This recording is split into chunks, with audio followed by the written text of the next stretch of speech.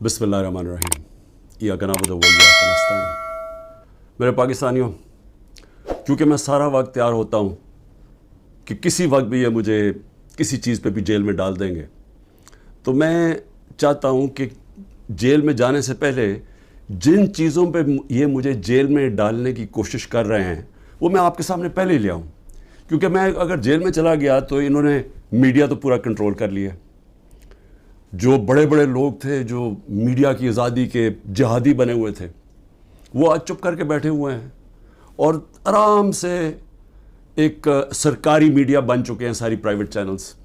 तो मुझे किसी ने सुना नहीं है। एक दफ़ा मैं अंदर चला गया जेल में, तो लिहाजा ज़रूरी ये है कि मैं आपके सामने पहले ही चीज़ें रखती हूँ। जो ये कोशिशें हो रही हैं और बड़ी तेज़ी से कोशिश हो रही हैं कि ये जेल में चला जाए केयरटेकर गवर्नमेंट के आने से पहले। तो मैं सबसे पहले साइफ़र का ज़रा मैं आप सबके सामने रखता हूँ कि असल में इनको ये समझ नहीं आई कि जितनी साइफ़र के ऊपर बात होगी, ये जितने भी पावर में बैठी हुई हैं पीडीएम के लीडर्स और जो पुराने आर्मी के चीफ जनरल बाजवा, ये जितनी भी साइफ़र के ऊपर तहकीकात होंगी, इनके ऊपर उंगलियां आएंगी। मजलूम तो मैं था और मेरी गवर्नमेंट थी। हमारी गवर्नमेंट गई, जैसे ही साइफ़र आया उसके अंदर बार बार मैं बता रहा हूँ कि एक अमेरिकी ऑफिशियल डोनाल्ड लू हमारे एम्बेसडर को कहता है, असद मजीद को, वाशिंगटन में, कि इमरान खान को तुमने वोट ऑफ नो कॉन्फिडेंस में हटाना है। अगर ना हटाया तो पाकिस्तान के लिए मुश्किलात होंगी। और अभी वोट ऑफ नो कॉन्फिडेंस नहीं आई थी, ये गालिबन 6 मार्च था। अगले दिन वोट ऑफ नो कॉन्फिडेंस आ जाती है, टेबल हो जाती है असेंबली में। और उसके बाद फिर जो सारा वो कहते हैं ना, rest is history. Aahista Aahista क्या, बड़ी जल्दी हमारे लोग भी नाराज़ हो जाते हैं, बैक बेंचर्स भी कहते हैं हम छोड़ रहे हैं, हमारे जो इत्तेहादी है वो भी छोड़ना शुरू हो जाते हैं। तो वो साइफ़र किसके लिए पैगाम था? वो पैगाम उसी के पास था ना जिसके पास पावर थी, जिसके पास एजेंसीज थी, जो इन सब को भेड़ बकरियों की तरह उधर ले जा सकता था दूसरी तरफ और गवर्नमेंट करा सकता था। वो जनरल बाजवा था। तो मैंने बड़ी कोशिश की तब भी कि इसके ऊपर तहकीकात हो। मैंने पहले एक कमेटी भी बनाई जिसमें जनरल तारिक को हमने उसका हेड बनाया।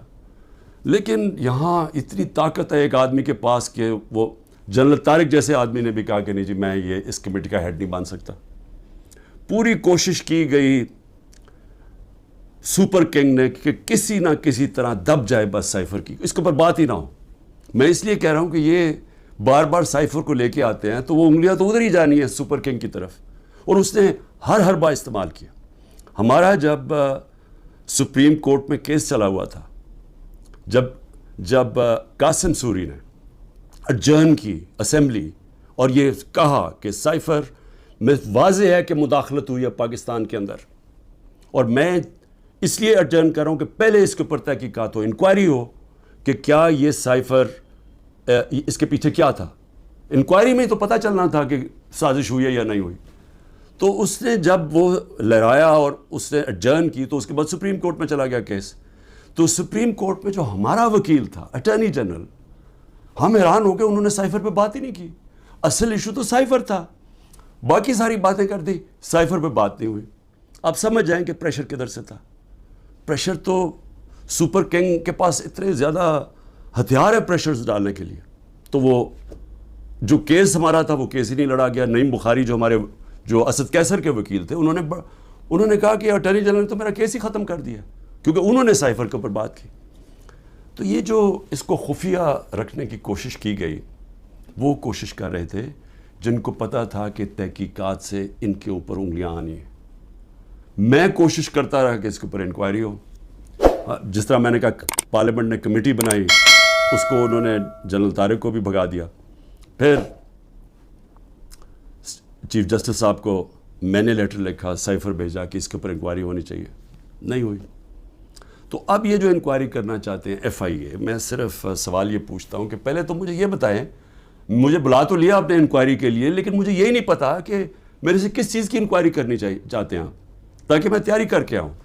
लेकिन मैं FIA को भी ये कहना चाहता हूँ कि ये आपके पे ग्रेड से ज़्यादा ऊपर बात है। آپ کے رانا ثناء اللہ جو انٹیریئر منسٹر ہے جو آپ کے اوپر ہے وہ تو کہہ بیٹھا کہ عمران خان کو جیل میں ڈالنا ہے. وہ ابھی کوئی انکوائری کا مجھے بھی نہیں پتا, ابھی تو ہمیں 164 کا بیان بھی ہمارے سامنے نہیں آیا. ابھی تو نیوز آئٹمز آ رہی ہیں نا کہ جی اعظم خان نے یہ کہہ دیا. ہمارے سامنے تو ابھی کچھ نہیں آیا, کیونکہ میں نے اپنے وکیلوں سے پوچھا تو کسی کی وکیل کو بھی پتہ نہیں کہ وہ کون سا بیان ہے اعظم خان کا جو 164 پہ آتا ہے. یہ تو نیوز آئٹمز آ رہی ہیں. تو ابھی سے ہی وہ کہنا شروع ہو گیا ہے کہ جی اس نے جیل میں جانا ہے جو ایف آئی اے کا ہیڈ ہے. تو ایف آئی اے کی کیا حیثیت رہ گئی؟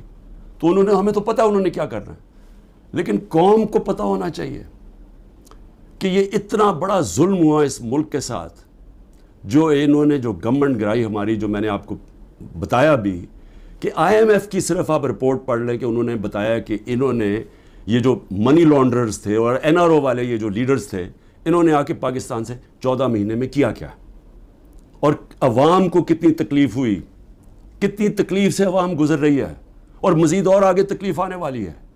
ایک وہ گورنمنٹ جس کی بہترین پرفارمنس تھی, اور وہ صرف اور صرف, اب ضرورت نہیں ہے آپ آئی ایم ایف کا ہی پڑھ لیں نا, آئی ایم ایف تو ہمارے نیچے نہیں ہے, اکنامک سروے پڑھ لیں جو کہ انہوں نے شائع کیا, تو وہ تو اب واضح ہے کہ ایک حکومت جو بہترین پرفارمنس دے رہی تھی, جو لوگوں کے حالات بہتر کر رہی تھی, روزگار بڑھتا جا رہا تھا.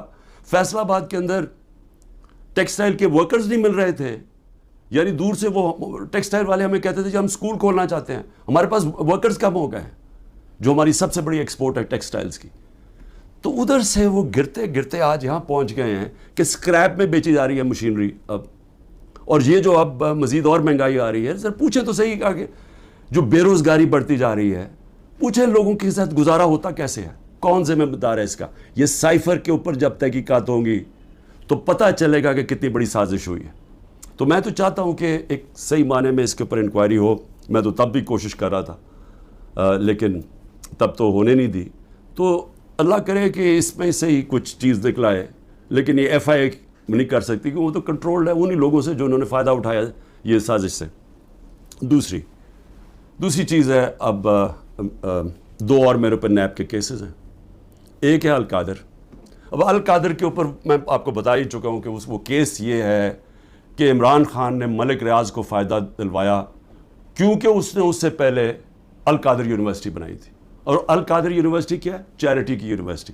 چیریٹی کا مطلب یہ کہ سیرت نبی کے اوپر جو ہمارا جو آئیڈیا ہے کہ لوگ لیڈرز نکلے نبی صلی اللہ علیہ وسلم کی سیرت کے اوپر چل کے, جو دنیا کے سب سے بڑے لیڈر تھے, اس کے اوپر ایک بیس کیا کہ کوشش کی کہ اس ملک کے اندر سمجھ تو آئے. اور پھر صوفیزم, اتنے زیادہ لوگ بڑے بڑے ہمارے صوفی جو لیڈرز تھے, لیڈرز میں کہوں گا, ان کے بہت بڑے لوگ آج بھی عرس پہ لاکھوں لوگ آتے ہیں, ان کے کلام کا پتہ تو چلے, لوگ آ کے چلے جاتے ہیں, یہ تو پتہ چلے کہ وہ پیغام کیا دینے آئے تھے.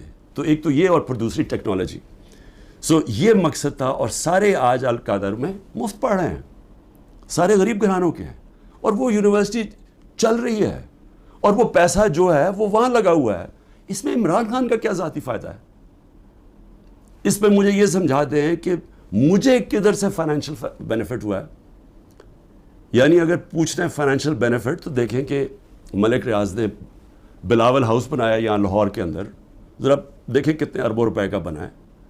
وہ دیکھ لیں کہ جو لنڈن کے اندر جو ملک ریاض کا 190 ملین پاؤنڈ آیا, جو آج سپریم کورٹ میں پڑا ہوا ہے, تو اس میں سے 50 ملین پاؤنڈ انہوں نے گھر خریدا ہے لنڈن میں حسن شریف سے, نواز شریف کے بیٹے سے. یہ پوچھیں کہ 18 ارب روپیہ, کم از کم 17-18 ارب روپیہ ہے. 18 ارب روپے کا نواز شریف کے بیٹے کے پاس پیسہ کدھر سے آیا گھر خریدنے کا؟ کیا اس لیے وہ بھاگ گئے تھے باہر؟ جب نیب نے ان کو بلایا اور پوچھنا تو دونوں بیٹے باہر بھاگ گئے کہ جی ہم پاکستان کے شہری نہیں ہیں. اس کے اندر وہ پوچھا کسی نے ان سے, اور پیسہ بھی یہاں پڑا ہے. اگر وہ کہتے ہیں غلط مت میں آ گیا, وہ گورنمنٹ آف پاکستان میں, بھئی آپ پیسہ پڑا ہوا ہے سپریم کورٹ میں, آپ انہیں کہیں کہ وہاں ادھر ٹرانسفر کر دیں, لیکن ثابت کرنا پڑے گا کہ کیا یہ پیسہ منی لانڈرنگ کا تھا یا نہیں. وہ پاکستان گورنمنٹ کو اور برطانیہ میں ثابت کرنا پڑے گا. تو ہمارے پاس بھی یہ چوائس تھی, ہم نے پیسہ منگوا لیا, پیسہ یہاں پڑا ہے, تو چوری کدھر ہے اس میں؟ یہ القادر. دوسرا توشہ خانہ. اب توشہ خانہ کا ذرا سمجھ جائیں, وہ توشہ خانہ ہے کیا. یہ لوگوں کو ہے جی پتہ نہیں کیا اتنا بڑا اس کو بنا دیا.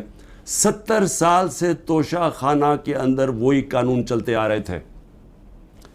جو بھی آپ کو گفٹ ملتی ہے، اور وہ یاد رکھیں پرائم منسٹر کو نہیں ملتی، پریزیڈنٹ کو ملتی ہے، آرمی چیف کو ملتی ہے، وزیروں کو ملتی ہے، پرائم منسٹر کا جو ملٹری سیکرٹری ہے اس کو ملتی ہے. یہ جب جاتے ہیں باہر تو یہ گفٹس ملتی ہیں. قانون سب کے لیے ایک ہے. جب سے 70 سال سے ایک ہی قانون ہے کہ وہ جا کے وہ فورن آفس میں آتی ہیں، وہ جا کے دیتے ہیں کیبنٹ سیکرٹری کو، کیبنٹ سیکرٹری آگے ایویلویشن کے لیے ایف بی آر کو بھیج دیتا ہے. ایک انڈیپینڈنٹ اپریزر ہے ہمارے، وہ نون لیگ کا اپوائنٹ کیا ہوا ہے، یہ اسیس کرتے ہیں اس کی قیمت کیا ہے. پھر وہ سب کے پاس پرائم منسٹر، وزیروں، جن کو بھی تحفہ ان کے پاس آتے ہیں، جی یہ ہے اس کی قیمت اسیس. اگر آپ اس کو لینا چاہتے ہیں تو اتنی قیمت دیں اور یہ گفٹ آپ رکھ سکتے ہیں. اور اگر یہ نہیں لینا چاہتے تو یہ بھی سمجھ آئیں وہ پھر آکشن ہوتی ہے، وہ جا کے کوئی بھی خرید سکتا ہے. یہ ہے قانون.